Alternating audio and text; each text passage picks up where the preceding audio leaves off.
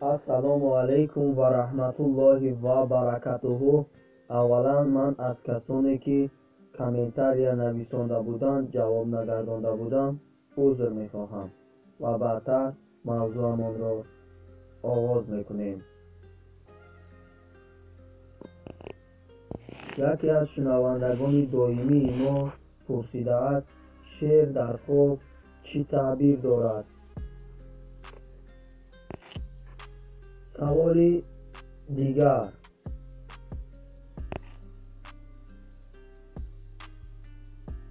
муш дар хоб чӣ таъбир дорад? саволи дигар: салом, ман зан ҳастам ва хоб дидаам ки шавҳарам бар ман хона харидааст ва ману фарзандонамро ба он ҷо мебарад. он хонаро намешиносам. вақте ки вориди хона мешавам, беҳад хонаи бузург аст ва ногоҳ шавҳарам нест мешавад. ба тарафи дигари хона назар мекунам, як дари хурд аст. аз он берун мешавам, шаҳри бузургеро мебинам ва одамони зиёде ҳузур доранд. аз яке онҳо мепурсам, ин ҷо чӣ гап аст? мегӯянд, ин ҳама ороишу пешвозгирӣ ба хотири раиси ҷумҳур аст. ман ҳам ӯро омаданашро мебинам.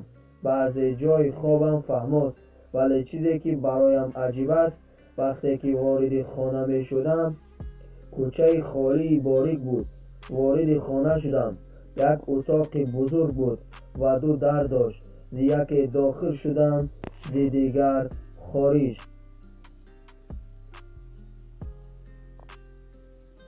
хулас ҳамин буд хобаш. иншоаллоҳ ҷавоб мегардонем.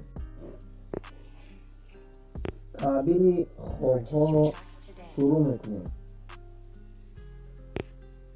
оғоз мекунем аз касе ки хоби ӯ чӣ қадар пеш буд.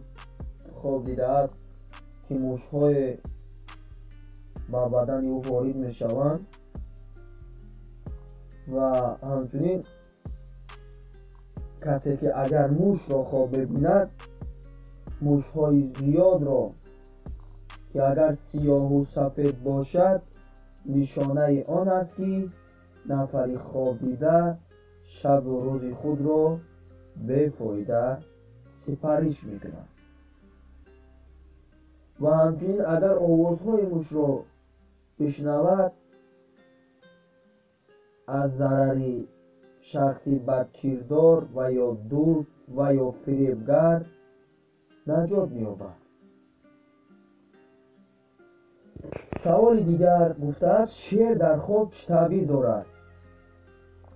шеър дар хоб ба нафарони беимону бедин ишора мекунад ки аз ҷамоат дур гаштаанд.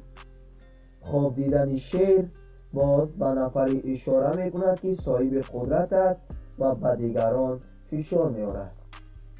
дар баъзе ҳолатҳо шеър дар хоб нишонаи ҷоҳиливу ҷаҳолат, такаббур, худписандӣ, хурдагариву айбҷӯӣ ва кибр аст. боз мегӯянд ки шеър дар хоб таҷассумгари душмане аст ки аз дасташ ҳар кор меояд. нафаре ки дар хобаш ба шеър мубаддал мегардад, дар бедорӣ золиму ситамкор мешавад. дар хоб ба болои шеър нишастан маънои бобарор анҷом ёфтани корҳои мушкилро дорад. куштани шеър дар хоб аз дарду ғам раҳо гаштану ба зиндагии тинҷу осуда расидан аст. дар хоб аз шеър гурехтан аз бадбахтии даҳшатнок наҷот ёфтанро ишора мекунад. яке аз хобҳои бисёр аҷоибу ғароиб ки ходиме дидаанд, аввалан ӯ маро ба хонае мебарад ки хонаро намешиносам. аввалан касе ки хонаеро намешиносад, албатта ба ӯ манфиат, дороӣ ва сарвати бебаҳо насиб мегардад. ва ҳамчунин зикр кардааст ки дар ҳамон хона дар як бехаш дареро мебинам. албатта дарро хоб дидан ҳамчун сарчашмаи даромад табир мегардад. از دری تنگ و جای گشاد و بر هوا برآمدن نشانه از کمبغلی و دارایی رسیدن است.